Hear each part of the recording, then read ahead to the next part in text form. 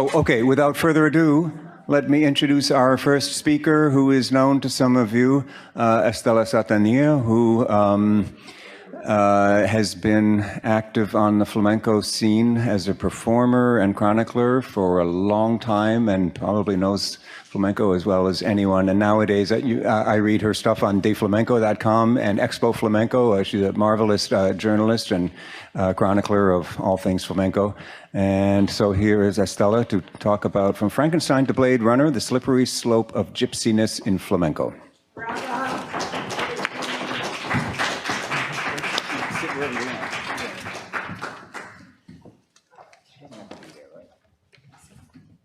Sitting all together? Or do I sit out there? I should sit there. Stand. Stand. Oh. So we can see each other. Okay. That's the advantage. It's fine. Oh, yeah, that's nice. Okay. Thank you so much, Peter, for the nice introduction. It's very sweet, and thank you to those people who are here to hear these presentations that we've prepared for this wonderful conference that Maida has put together for all of us. I'm here to speak about a very controversial topic, gypsies in flamenco, how they're seen and how they move and how they're considered. Well, I have this colorful title from Frankenstein to Blade Runner, which I will justify. It wasn't just to grab you. I became interested. Well, I have to explain a disclaimer first. I'm not an academic. These people who come to these events have this wonderful academic background that I could never aspire to. I was a singer, dancer, and guitarist of flamenco, and then I started writing and didn't stop. That's the only curriculum that I can actually give. I became interested in the gypsy issue, aside from the fact that obviously I'm in flamenco and it's impossible to avoid the gypsy issue. But what got me started being interested in the controversial angle, one day a friend, a colleague actually, a journalist, was talking about Jerez. I live in Jerez. Jerez de la Frontera is the most flamenco city in Spain. It's the birthplace of flamenco, or so they say. So this friend, this journalist said, the good thing about Jerez, there's no racism there, which surprised me. And people are laughing. Surprised me because I live there and all I see is racism. Big time racism. And I said, oh, well, I think that's actually a kind of a racist statement. You say there's no racism. And he said, no, your attitude is very infantile. And that when you're over 70, being called infantile is actually kind of a compliment. So, and I said to him, well, they are assimilated is the most perfect oxymoron. If they're assimilated, there's no such thing as they. Shortly afterwards, I had to present. I wrote a book a few years ago, and I had to present it on a radio program in Jerez. And they asked me to bring one of the characters from the book. They're not characters; these were people who were interviewed and had told their experiences as being flamenco people within the community of farmhands. And it was a live interview on radio, and it's about 2 minutes before the hour, and this woman called Anna, she hadn't shown up. And of course, I'm very flamenco, but I'm American. Oh my God, 2 minutes, and she hasn't come yet. And the moderator said, don't worry, they come late. And my first thought was, they who? Don't you have to establish a noun first? And then he's talking about gypsies. Okay. Then he says, they don't have a sense of time. And then it began to feel a little creepy, but I didn't say anything. And then he says, they don't wear watches. They don't wear watches. Okay, so I thought, well, this is it. Well, we've got a topic here. We're talking about extreme discrimination and otherness. I became interested in this word, otherness, which I then discovered had been studied for many years. Peter, I hope you're controlling the time because I have no idea. No, I'm just talking, and then whatever comes out, comes out. So the otherness of gypsies is the actual issue, the actual topic that I'm dealing with, and it's a very serious topic. Why do I talk about Frankenstein and Blade Runner? For the simple reason that the Frankenstein creature was never called a monster, by the way. He's called a creature. And it's an example of otherness. There were the normal people, and then there was this other person or being who was called the Frankenstein creature, who had the possibility of being redeemed, unothered, and humanized, because if you know this movie or the book, he ran across an old blind violinist, and they kind of made friends, and the monster or the creature began to smile, and he was taught the word friend, you friend, me friend, and it was all very humanizing, and he seemed on the verge of becoming unothered. Unfortunately, then he went down to the river and killed a little girl, which put him right back as the other. But it's a kind of an otherness when you have the possibility of being unothered, which I don't know if gypsies have this right or this possibility. In Blade Runner, there were creatures, well, not creatures, they were robots, but they looked extremely human.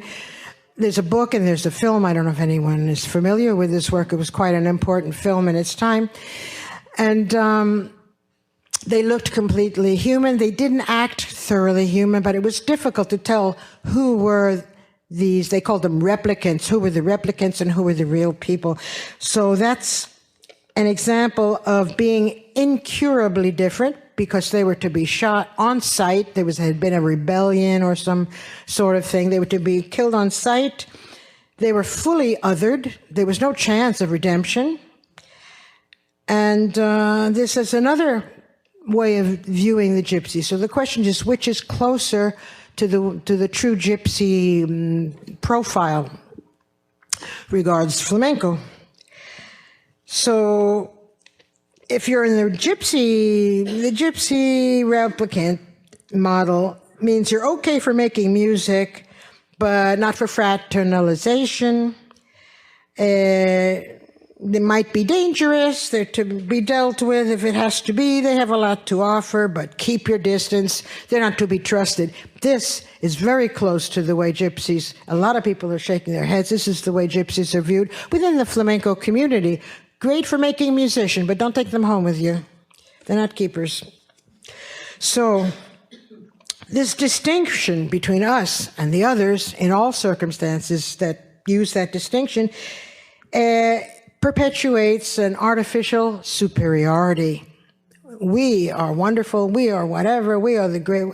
Them, oh yeah, they make nice music, right? This is the profile that I see. I don't see assimilation, as my friend saw. No assimilation. And then in the title of the talk, I included the slippery slope of gypsiness. Okay, we're going to start sliding down this slippery slope. The ambiguity of the word gypsy, you can say, this person is a gypsy, or you can say, this person sings and dances in a gypsy style. It's completely different, isn't it? And this is what we're always juggling, and the person speaking in any given moment is using one definition or the other, the noun or the adjective, depending on what suits his purposes at that moment. Cervantes, the author, of course, of the famous Don Quixote classic, in the 1600s, he referred to gypsy style of doing music. He did not ever refer to gypsy music, so for him it was always an adjective, which is telling. It's very interesting. So what is gypsiness? What is gypsiness? On the plane, I started thinking, I wrote down a few words. intensity, swagger, exotic, tragic, histrionic, bohemian, edgy, all the things that Northerners kind of admire secretly if need be. That's what gypsiness is. In the 19th century, we now know that dancers in London and Paris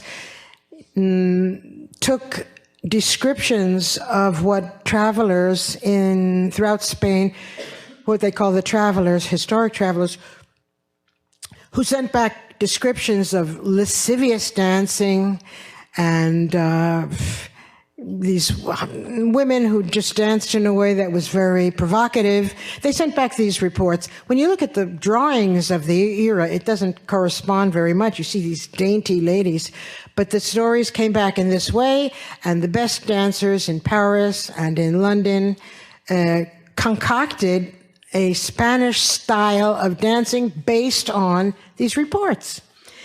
And it went so well that they actually started claiming that they were authentic gypsies.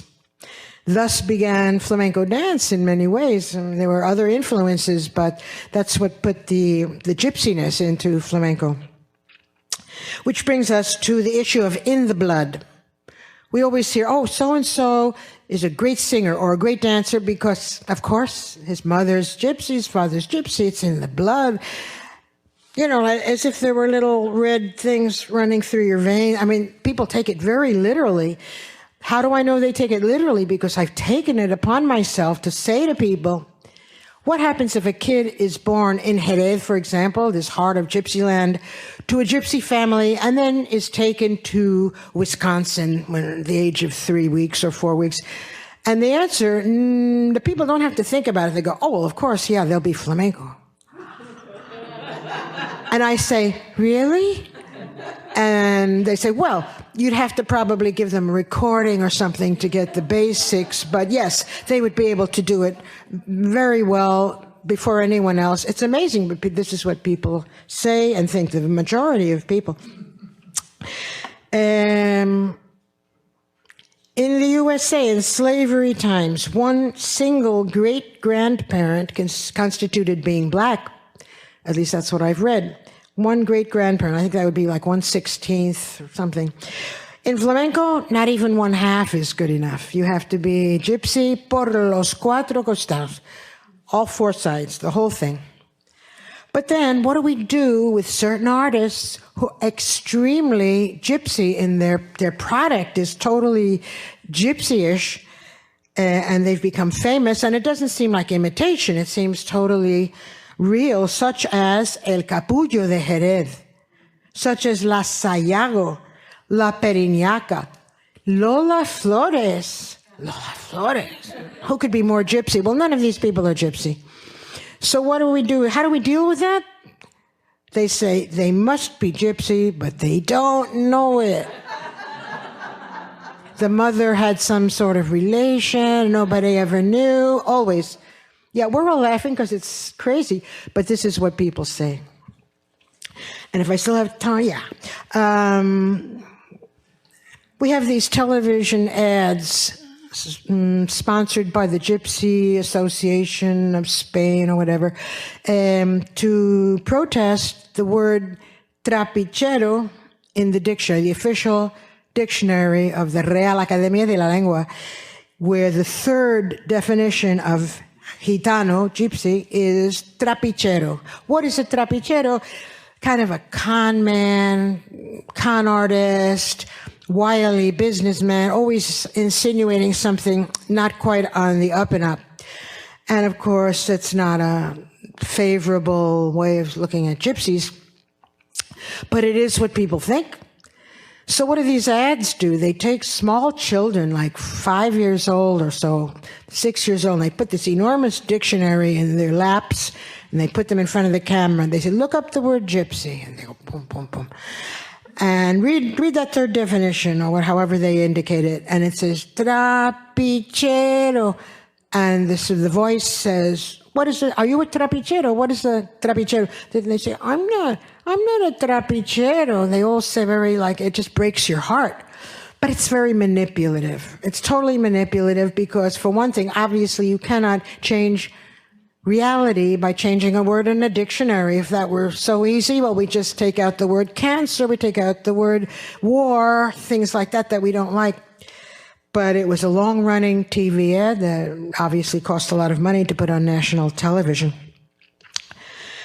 And now a very nice little tiny anecdote, personal, that will give you another perspective on how gypsies are seen in Spain. About 45 years ago, my son, I've got a son who's 50 years old, and he was 5 years old, and he had a very serious kidney disease. He's fine now, he's wonderful.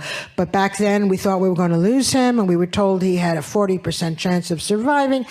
So we asked around for the best kidney specialist. There was a kidney disease that he had.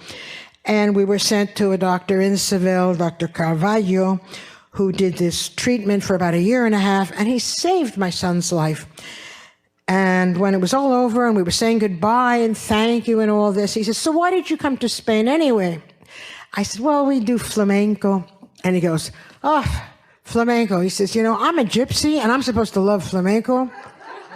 And he said, I really don't get into it. And I looked at him and I thought, yeah, he doesn't wear the gold chains, but he's got that hair and the nose and the color. And I was so shocked. I think I went out of the office in shock. This doctor who saved my son's life is a gypsy. And then I thought, well, if you ask any Spaniard, is that man a gypsy? They'll all say no. They'll all say no. So then we're actually talking about a social distinction, a social level. We're not really talking about a race, but people don't get it like that. It's a very complicated issue.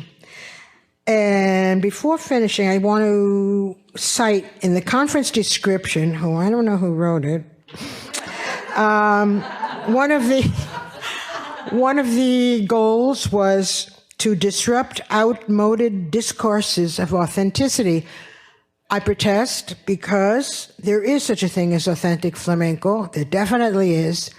The question is, how do we define it? That's very difficult. How do we define what's authentic, what's not? Should we do it by race or by where the person comes from? But of course, authentic flamenco does exist. And so my questions in conclusion that are left unanswered: do we need otherness? Do we need otherness to preserve what's special and what we love about flamenco? Does flamenco end when gypsies become domesticated? Does it end when they look like kidney specialists? Well, what skin color should they have? Basically, is it cultural or is it physiological? And a postscript, which I just wrote down at the last minute. There's a singer in Spain, a flamenco singer, very good, not gypsy. His name is Alejandro Villaescusa. You know him, right?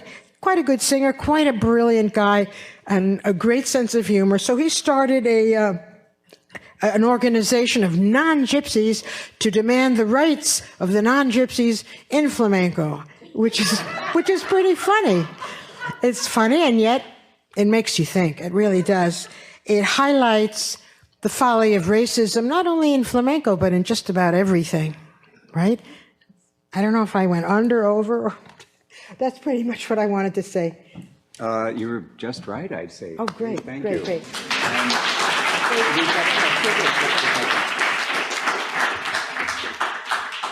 Okay, we started a few minutes late. My job is to make sure we end on time, but I think we could take a couple of minutes for questions. I mean, obviously, this is a huge topic, and I'm sure a lot of people have things to say, comments, questions. Mona? Well, one thing is that when we talk about other, we always assume who the we is. So we white people are talking about the other, or we Payos, or we non-gypsies, we Gaji. But it's important to look at it from the other position, flamencos. You know, like to suggest that flamenco will disappear when otherness disappears is to suggest that there isn't, their reality is not there. There are all kinds of ways to find differences between people. The other could be the fat ones and the thin ones, the old ones and the young ones, any distinction you want to make. Obviously, we're talking about the otherness in flamenco. And how important is it to be gypsy in order to do credible flamenco? That's the question we all have to answer. And without the silliness of they're gypsy and they don't know it, that kind of thing doesn't make any sense at all. I'm not sure if that's what you're saying. Well, I guess what I'm suggesting is that the heart of flamenco resides in the cultural context of the people who are making it in their culture, within their culture. Do you think it's possible otherness was developed by the others, or by us being always, of course, superior? We assume that we are the superior ones and the others, they're okay, but they are the other. Do you think it's possible they cultivated that? Well, I mean, this is what you're raising as a very hot topic in gypsy studies, or Roma studies, which it's called now. And, you know, there's a lot of people arguing about this, but it seems like the common consensus is that Roma culture developed partly in response to the society around it that was rejecting it. Yeah, I've read things like that, they said, like, okay, we can do that, you know, we can be gypsy. Yeah, that's definitely, people are people, everyone starts out the same, and then they start looking for the differences.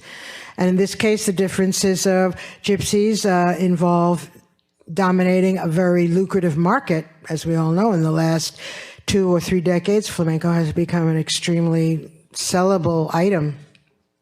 When I started out 50, 60 years ago, flamenco was low-life stuff. Nobody was interested in it. Do you want to select? You can select. But Okay.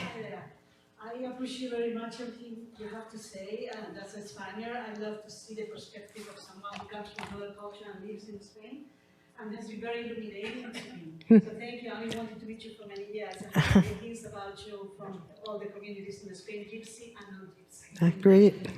And I have to respectfully disagree about the ad that the National Association of Gypsies in Spain created, because for us, that was a claiming of stop identifying the word Gitano with trapacero, which means a liar.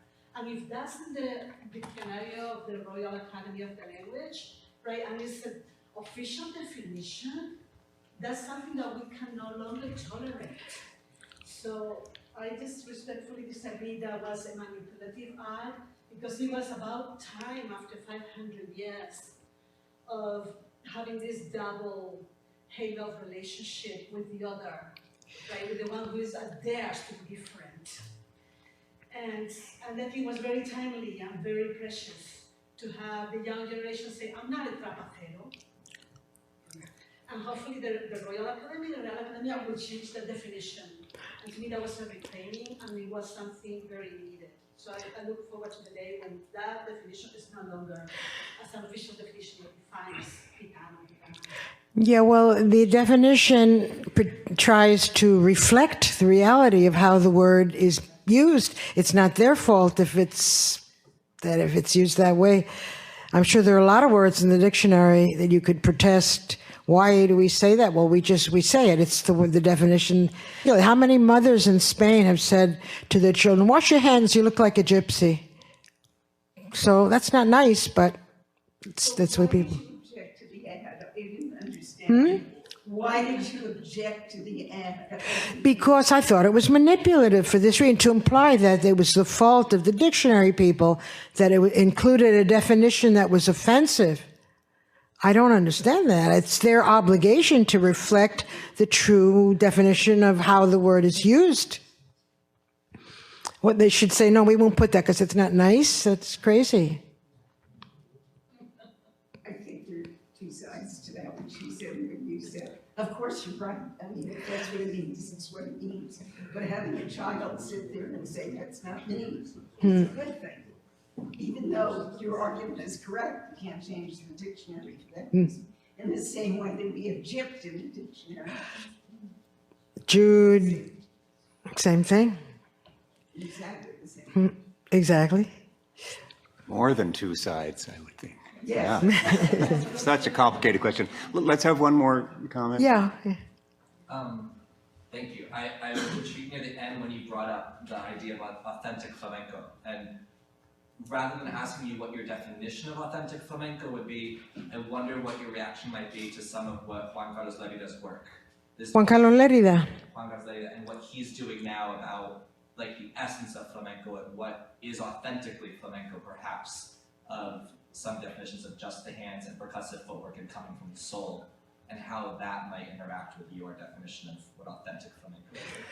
Well, that's actually it's a loaded question because I'm a reviewer, and every single time I write a review, I have to weigh the facts and be careful what I say. We don't want to hurt people's feelings, don't want to lay down the law. Of course, I have my idea of what's authentic. Whether I could define it in less than 1,000 or so words, I don't know. For me, it has to have at least a bit of singing. There has to be the rhythms, some traditional melody, something that says flamenco to me, not just because the artist says this is a flamenco show, which they don't usually do, such as Juan Carlos Lerida. I don't know if he actually comes on saying, now we're going to do our flamenco, or even in interviews. He does his show, and it's the people who construe what they think it is. It's a flamenco festival. He's in the festival, so it must be flamenco. We see that a lot of avant-garde dancers. We have Rocio Molina, who comes on naked and calls it flamenco. There are all kinds of things. Israel Galvan, Andres Marin, wonderful artists, all of them. They tend to be actually the best dancers, but then they have this intelligence, which is so huge. They find other paths that go away from flamenco that, for me, are hard to assimilate, mostly because of my age. You have your era that you were born and the flamenco that you've known, and you're always looking for that certain special aroma.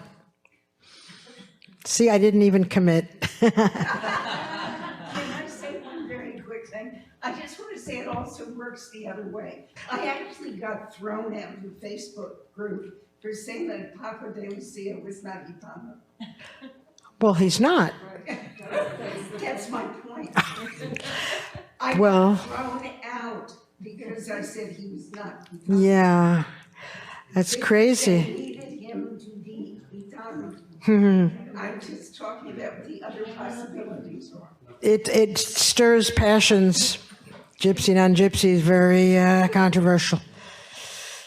Well, Thanks. I think we should move on. okay. Right.